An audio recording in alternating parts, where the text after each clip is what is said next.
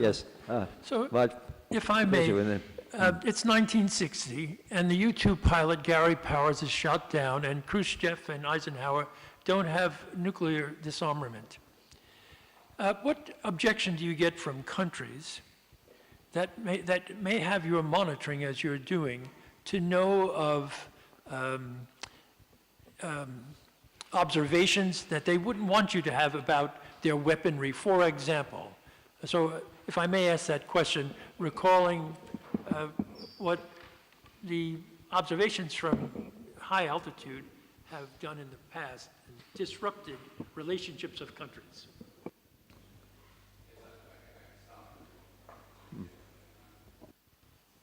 Okay, so I'm sure Martin has a very similar answer, but Gary Powers' situation was a very important juncture, and it was pretty much when the US and Russia both decided to allow each other to fly overhead with satellites, but not with airplane.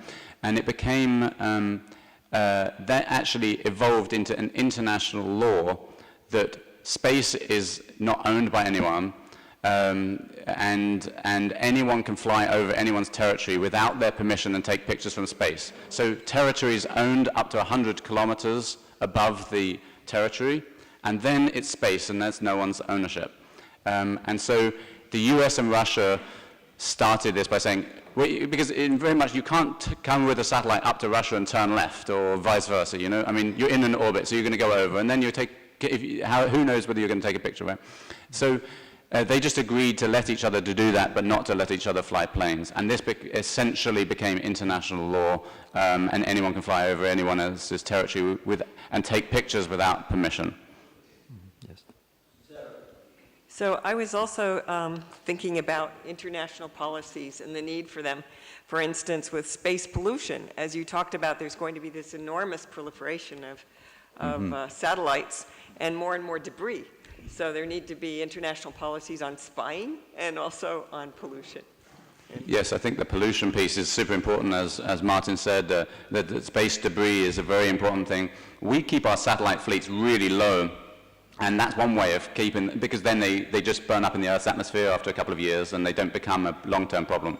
The main challenge is up at 800 to 1,200 kilometers. There's a lot of debris from the historical legacy of all the satellites that were put up there. We do need, and there are ways of fixing that from the ground, actually using ground-based lasers, not to ablate the debris, but just to nudge it, to you propagate forward the trajectories of all the satellites and and debris. And if any two are going to collide, you nudge one using a ground-based laser, and then they miss. And then if you do that perpetually, it ends up everything slowly comes down. So there are even ways of tackling that. But just like climate change, the sooner you start, the sooner you can solve that problem. And the space community is very concerned with this. So I would say the overwhelming consensus in the space community is very concerned about that and not just trying to do silly things anymore.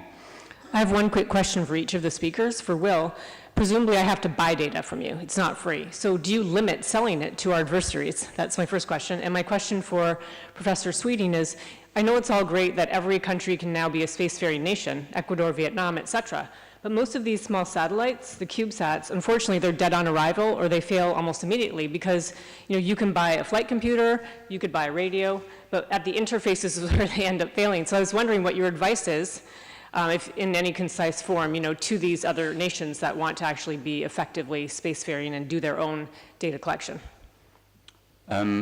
We provide our data to NGOs and so non-profit organizations and research organizations, basically for free or at cost. And then we sell it to commercial organizations because we have to obviously cover the costs of the satellites, which even though they're much lower cost than historically, they are still very costly on at least an everyday level. People have invested hundreds of millions of dollars into our company to help us to launch all these satellites, and so we have to recover that. So, but we do have special programs for academics and non-profit organizations to get access to our data, basically in a way that's feasible for them. And if I can address the second part of the question. Nanosatellite, or CubeSats, are a particular sort of subspecies of the small satellites. And in fact, when you look at the history of the success rate of some of the very small CubeSats, which have been developed by universities, where they are taking their very first steps into space engineering and science, they have very much underestimated the complexity, the systems complexity of putting a spacecraft together and then actually operating it in orbit. So the apparent high failure rate of that particular sort of branch of small satellites has been really part of the learning experience. And it's interesting to note that actually if you look at the latest statistics, go back, say, 5, 6, 7 years, the early ones had a very high failure rate. Now these young teams are beginning to learn by hard way, by experience of how to manage these systems issues, and their success rate is going up.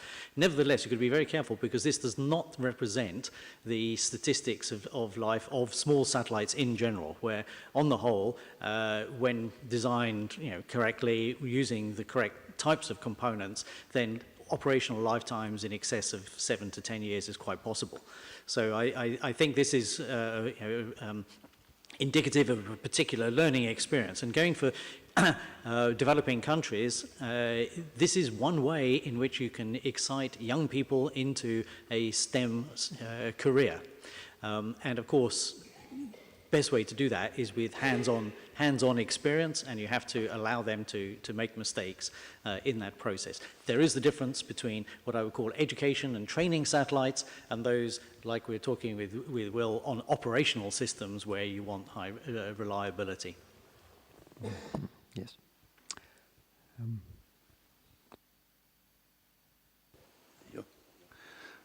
Thank you.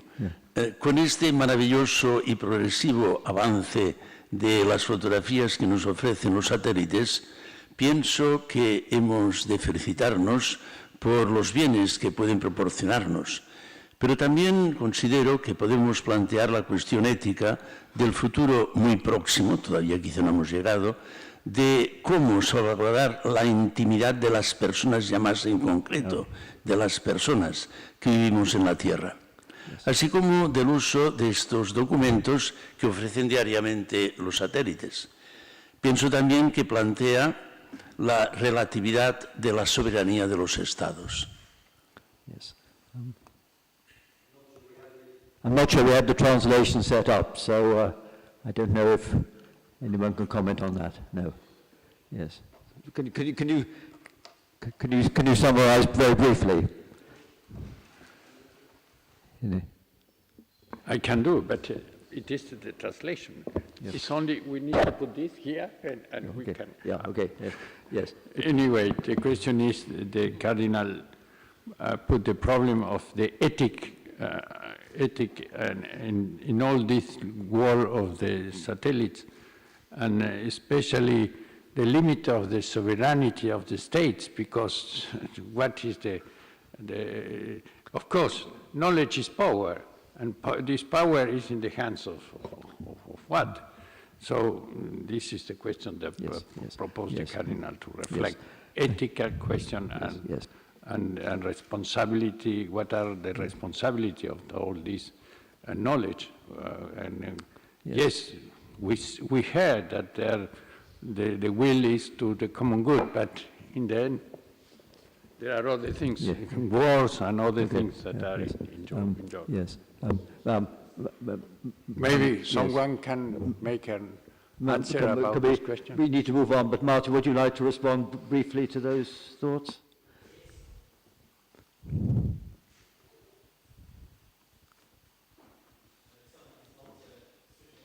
Let me, I was going to shout. So essentially, if I understood it, the question was sovereignty and perhaps privacy. And thank you very much. And I think there are 2 points to be made. Will commented on the open skies policy, in that every nation can use space to observe wherever they wish. However, individual nations have their own Earth observation policies, which do control how the data that is gathered and at which resolutions and which timeliness can be released into different communities, either open or into constrained end users. With regard to privacy, at the moment, the resolutions that are generally available in the commercial sector are not yet really infringing on privacy to the same level that you would see perhaps with the Google car that drives around in your streets and looks at your front door. So we're not at that stage yet, but the control of data going into end users, which we would rather not see happen, is the responsibility of the individual states, and there are policies with the individual states to control it.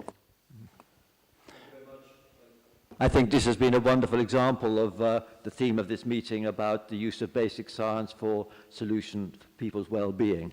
The next two talks are perhaps further from direct applications, and I'd like to ask Sarah Seeger to give her talk about exoplanets. Mm-hmm.